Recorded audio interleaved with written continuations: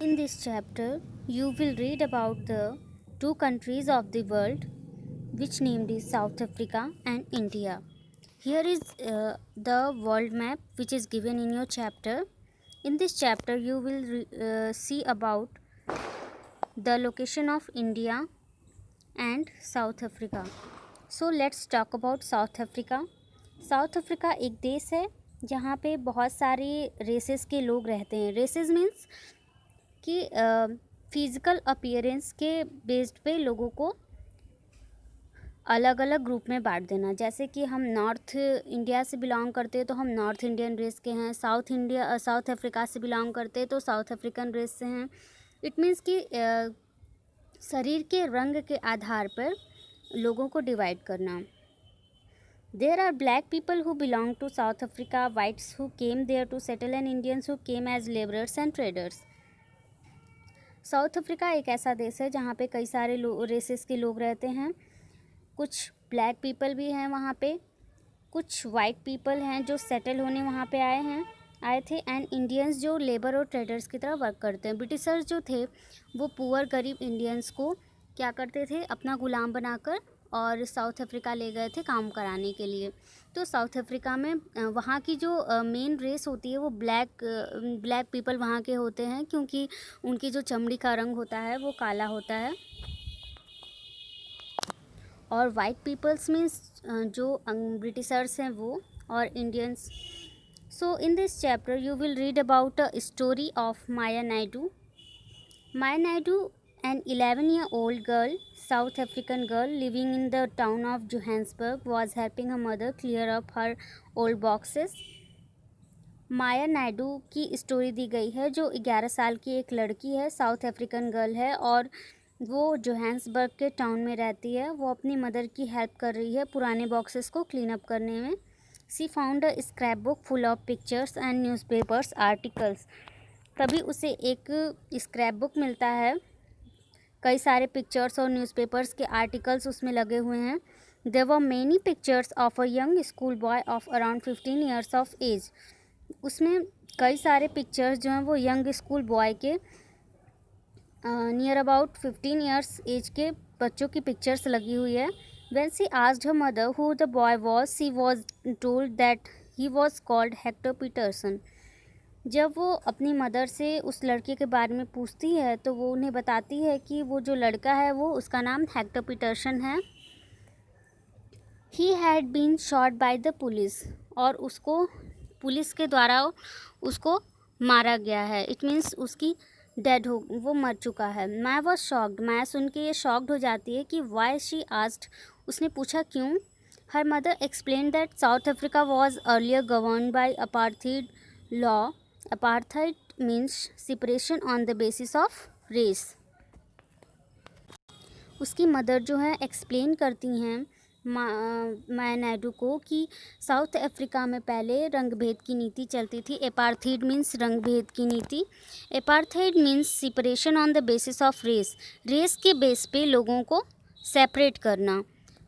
It means कि लोगों के रंग के आधार पे उनसे भेदभाव करना.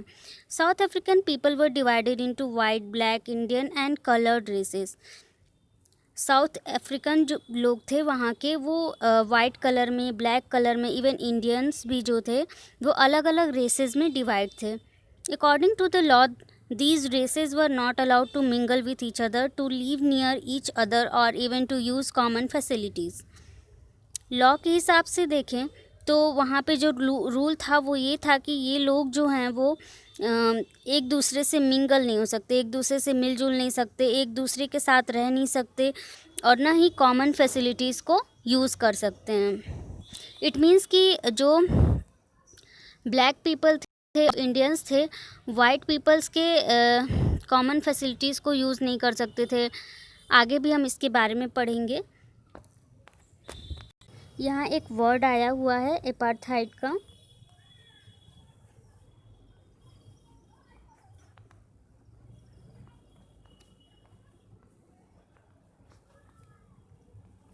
एपार्थाइड मीन्स रंगभेद. रंगभेद मीन्स रंग के आधार पर लोगों को डिवाइड करना और उनसे भेदभाव रखना.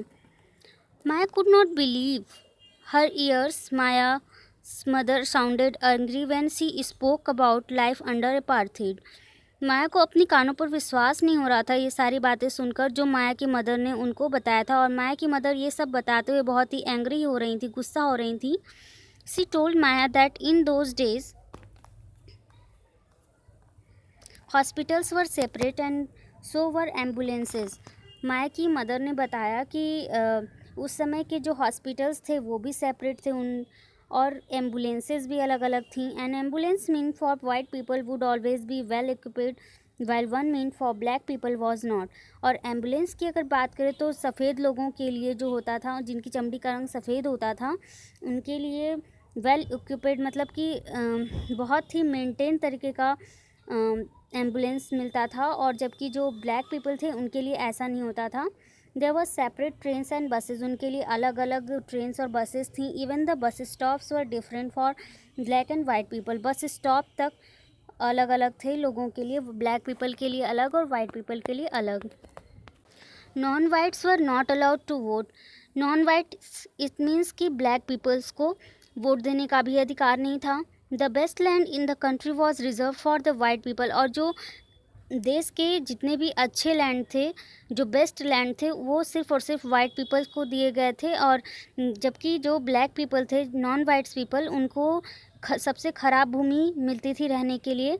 दस blacks and coloured people were not considered to be equal to whites.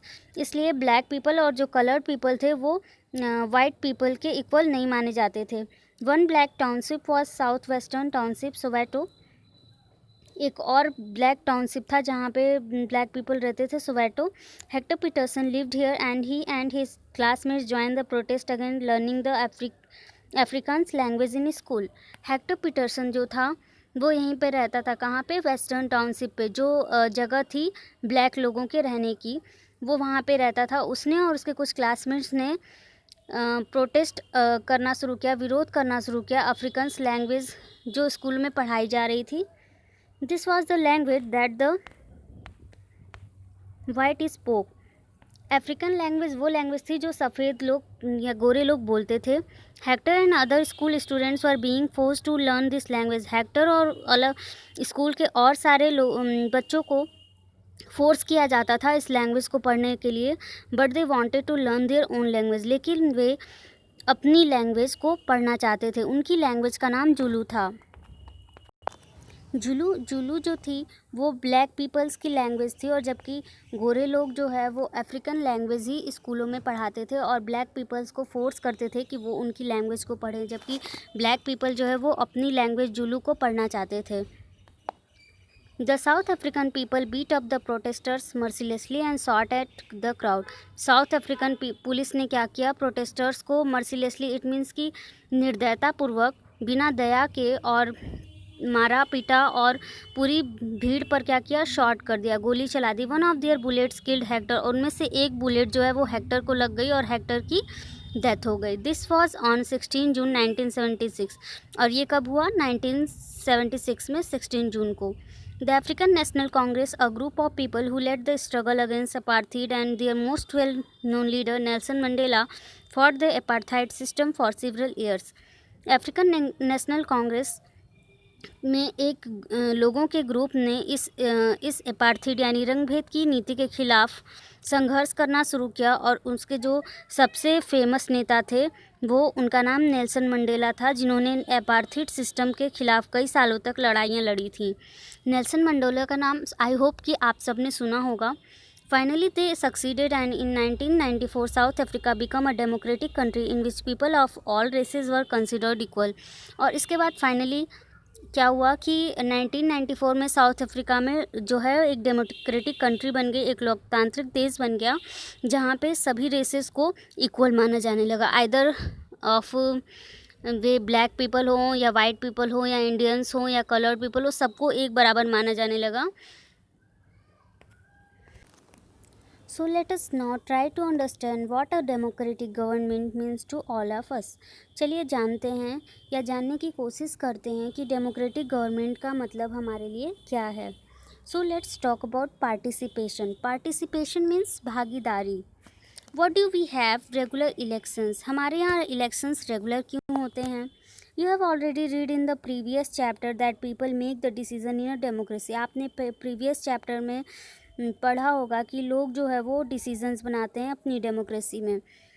Through voting in elections people elect leaders to represent them, voting के द्वारा वो इलेक्शंस में क्या करते हैं, लोगों को, अपने लीडर्स को जो रिप्रेजेंट करते हैं हम उनको चुनते हैं।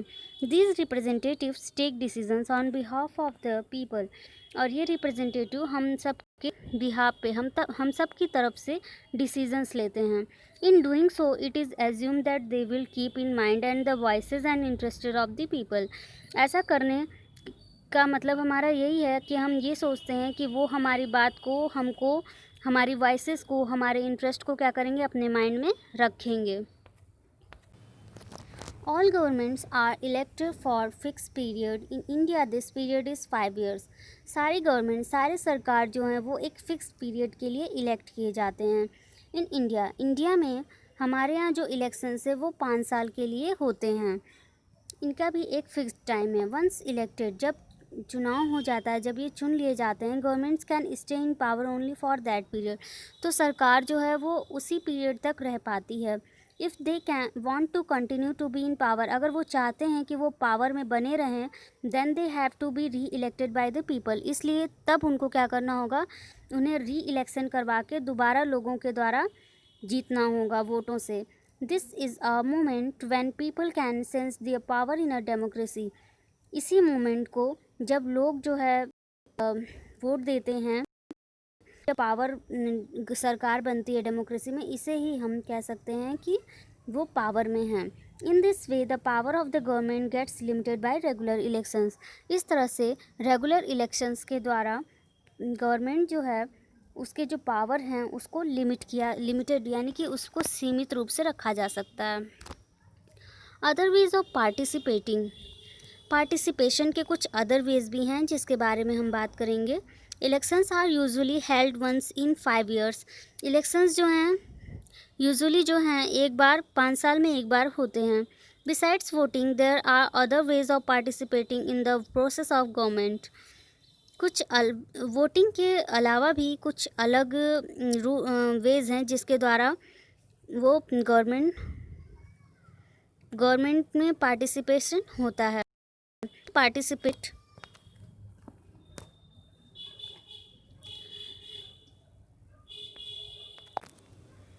People participate by taking an interest in the working of the government and by criticizing it when required।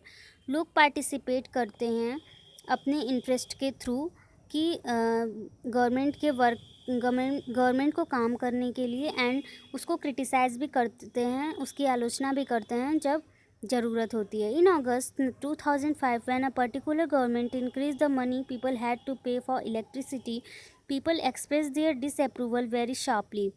2005 का ही एक केस दिया हुआ है कि जब सरकार ने क्या किया था, पैसा बढ़ा दिया था इलेक्ट्रिसिटी पे करने का, इट मीन्स कि टैक्स बढ़ा दिया था, और फिर लोग जो है वो अपने डिसअप्रूवल, अपनी असहमति को बहुत ही शार्प तरीके से एक्सप्रेस किए थे। दे टुक आउट रैलीज़, उन्होंने रैलीज़ के थ्रू और सिग्नेचर कैंपेन, हस्ताक्षर अभियान के थ्रू अपने डिसअप्रूवल को शो किया था। सिग्नेचर कैंपेन, इट मीन्स कि किसी भी चीज़ पे सहमति के लिए जब बहुत सारे लोग एक साथ साइन करते हैं तो वही सिग्नेचर कैंपेन होता है।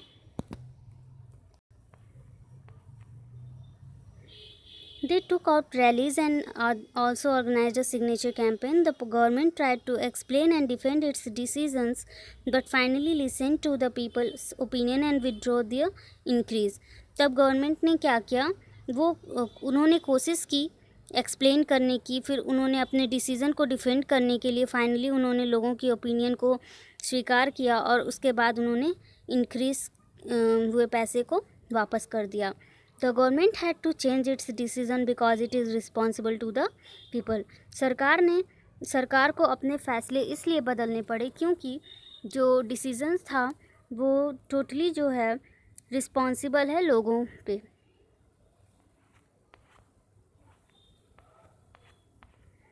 There are many ways in which people express their views and make governments understand what actions they should take. बहुत सारे वेज ऐसे हैं जिसके थ्रू पीपल्स जो है वो एक्सप्रेस करते हैं अपने व्यूज़ को, अपने विचारों को, एंड गवर्नमेंट्स को भी way make governments understand what actions they should take, और गवर्नमेंट्स को भी ये बात समझ में आ जाए कि किस तरह के एक्शंस उनको लेने चाहिए. These include dharnas, rallies, strikes, signature campaign, ETC. आपने भी देखा होगा कि जब किसी बात पे हमारी असहमति होती है, जो जनता चाहती है कि सरकार ने कोई काम गलत किया है, तो वो अपने रैलीज़ निकालती है, धरना देती है, हड़तालें करते हैं, सिग्नेचर कैंपेन के थ्रू अपनी असहमति को सरकार तक पहुंचाते हैं. Things that are unfair and unjust are also brought forward. Newspaper, magazines, TV also play a role in discussing government issues and responsibility. Government issues और उसकी रिस्पॉन्सिबिलिटीज़ पर डिस्कस करने के लिए मीडिया भी एक बहुत बड़ा इम्पॉर्टेंट रोल निभाती है, जिसमें न्यूज़पेपर, मैगजीन, TV, ये सारी चीज़ें हैं. If a country's people are alert and interested in how the country is run, the government character of the country will be stronger. अगर देश के लोग जो हैं वो सक हो जाएं, अलर्ट हो जाएं और इंटरेस्ट लेने लगें कि कंट्री जो है वो किस तरह से चल रही है, the democratic character of the government of that country will be stronger. तब जो डेमोक्रेटिक कैरेक्टर है, यानी कि लोकतांत्रिक कैरेक्टर है हमारी गवर्नमेंट का, हमारे देश का, वो स्ट्रॉन्ग हो जाएगा. अगर सारे लोग अलर्ट हो जाएंगे कि और सरकार के कामों के प्रति ध्यान देने लगेंगे, तो हमारी जो डेमोक्रेटिक गवर्नमेंट है और भी पावरफुल हो जाएगी. So the next time we see a rally winding through the streets of our cities and towns और villages, we should pause to find out what the rally is about, who is participating in it, and what they are protesting about. This will help to give us a sense of how our government works. So next time हमको क्या करना होगा, जब कभी भी rally निकलेगी तो हमें क्या करना होगा, थ्रू द स्ट्रीट, अगर सड़कों पर रैली निकल रही है या सिटी में या हमारे गांव में या शहर में, तो हमें क्या करना होगा, कुछ देर रुक के सड़कों पर देखना होगा कि जो रैली है वो किस चीज़ के लिए की जा रही है, उसमें कौन कौन से लोग पार्टिसिपेट कर रहे हैं और ये रैली किस चीज़ के विरोध में की गई है. इस तरह से this will help to give us, तो ये हमको एक सेंस देगी कि किस तरह से गवर्नमेंट जो है हमारे यहाँ वर्क करती है. So dear students, in my next video I will explain the remaining part of the chapter. So keep watching. If you like my video, please like, share and also subscribe my channel. Thanks for watching.